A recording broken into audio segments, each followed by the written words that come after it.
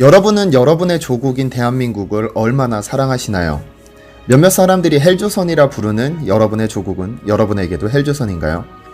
여러분의 조국이 얼마나 대단한 나라인지 알고 계시나요? 오늘은 오글거려도 좋으니 마음 먹고 국뽕 한 사발 들이켜볼까 합니다.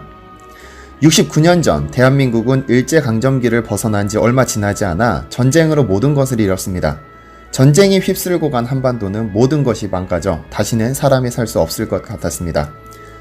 옆집 철수가 굶어 죽었대. 앞집 영희는 지뢰를 밟아 다리를 잃었대. 윗동네 꽃분이네 엄마는, 아랫동네 민수네 아빠는 결국 하늘로 돌아가셨대. 전쟁은 가혹했습니다. 밝은 미래의 꿈은 섣부른 희망이었고 미래는 고사하고 당장 오늘의 생존을 걱정해야 할 만큼 전쟁의 상처는 너무나 깊었죠. 오늘이 지나면 내일을 살아야 했고 밝아올 내일은 끔찍하게 살아남은 사람들의 또 다른 오늘이었습니다. 당시 유엔에 등록된 120개 나라 중 그 어떤 나라도 한국보다 사정이 좋았습니다. 인천 상륙작전의 영웅 메가더 장군은 이 나라가 회복하려면 최소 100년은 걸릴 것이라 했습니다.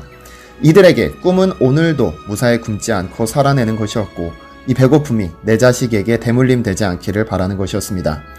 어느 누구도 그대로 삶을 포기했다 해도 그럴만했지라고 대수롭지 않게 여길 만큼 희망이 없는 하루하루를 견뎌냈습니다. 하지만 누구도 포기하지도 도망가지도 않았습니다. 오로지 내 자식이 굶지 않기를 바라는 마음으로 가족 모두가 살아남기를 바라는 마음으로 돌밭을 일궈 밭을 만들고 살아남은 한쪽 다리로 신문을 배달하고 엊그제 태어난 아이를 들쳐업고 시장에서 야채를 팔았습니다. 자신에게는 내일이 없을지라도 내 아이에게는 내일이 있기를 바라면서 말이죠.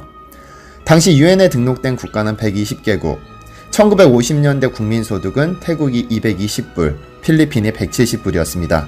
한국의 국민소득은 67불이었습니다.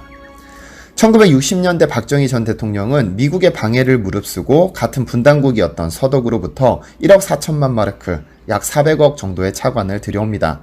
이 차관이라는 것은 국가와 국가 간의 대출 같은 개념인데 언젠가는 갚아야 할 채무지만 당시 대한민국 재건을 위해 너무나 필요한 금액이었습니다.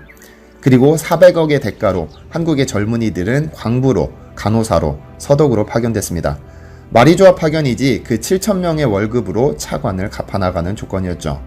생전 처음 가본 서독에서 간호사들이 처음으로 한 일은 알코올을 묻힌 솜으로 딱딱하게 죽어버린 시체들을 굴리며 닦는 것이었고 광부들은 지하 1000m 아래에서 하루 종일 먼지 덩어리를 마시며 석탄을 캐는 것이었습니다.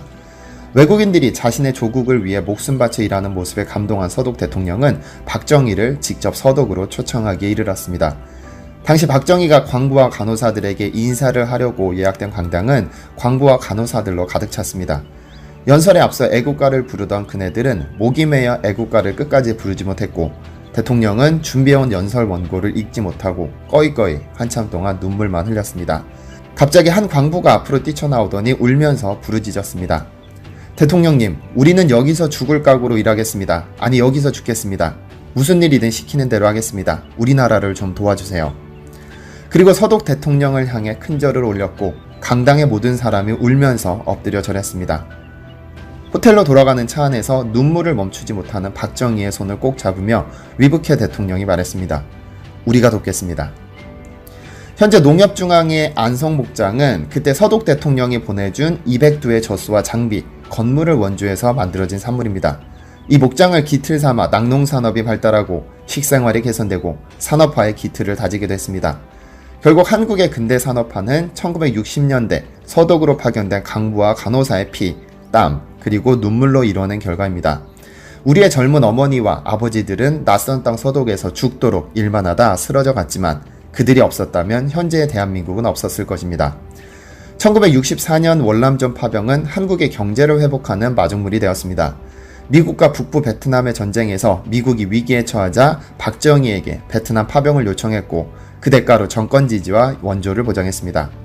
8년 동안 이어진 전쟁에서 5,000명의 안타까운 목숨이 쓰러졌으며 그 10배가 넘는 이들이 부상을 입었습니다. 그들의 전투수당은 고속도로로 태어났고 경제성장을 위한 동맥이 활발하게 뛰기 시작했습니다. 뜨거운 모래바람을 맞으며 중동의 뜨거운 사막으로 파견된 건설인부들의 피와 땀으로 달러를 벌어들였고 꽃같이 아름다운 소녀들은 가발 공장에서, 봉제 공장에서, 신발 공장에서, 그리고 섬유 공장에서 라면으로 간신히 끼니를 때우며 수출 상품을 만들었습니다. 그리고 젊은이들은 거리로 뛰쳐나와 자신들의 목숨을 담보로 대한민국의 민주화를 이끌어냈습니다. 기적을 믿으시나요? 메가더 장군은 전쟁으로 폐허가 된 대한민국이 재개하려면 최소 1세기가 걸릴 것이라고 했습니다. 그러나 대한민국은 1979년, 그러니까 전쟁 후 20년 만에 국민소득 67달러에서 1000달러를 넘겼습니다. 그리고 2018년 600조에 이르는 수출액을 기록하면서 세계에서 6번째로 많은 수출을 이뤄냈습니다.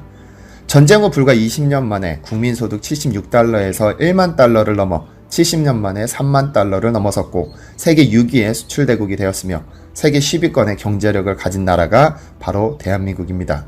어떤 이들이 묻습니다. 한국인들은 왜 그렇게 한국에서 태어났음을 자랑스러워하고 왜 그리 애국심을 중요하게 생각하느냐고, 어떻게 나라를 위해서 자신의 금덩어리를 내놓을 수 있으며 1000만 명이 넘는 사람이 안전하게 집회 활동을 할 수 있느냐고, 인구도 적고 국토도 작은 한국에는 왜 그렇게 인재가 많이 태어나냐고, 이런 한국에서 태어나서 어떻게 자랑스러워하지 않을 수 있을까요?